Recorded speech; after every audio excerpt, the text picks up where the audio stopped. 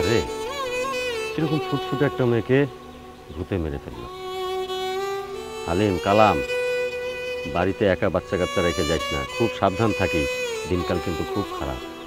ঠিক আছে চাচা। মতিনটাকে দেখে খুব কষ্ট হচ্ছে, মেয়েটাকে কত কষ্টে লালন পালন করতে, আর আজকে নিজ হাতে কবরে শোয়াইতে হইল।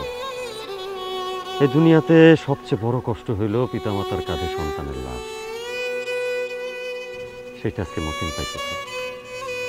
আল্লাহ, আল্লাহ তুমি আমার গ্রামকে, আমার গ্রামের প্রতিটা মানুষকে জিন ভূতের আসর থেকে রক্ষা করো আল্লাহ। চলো চলো, ও একটু একা থাকতে দাও, আমরা যাই, চলো।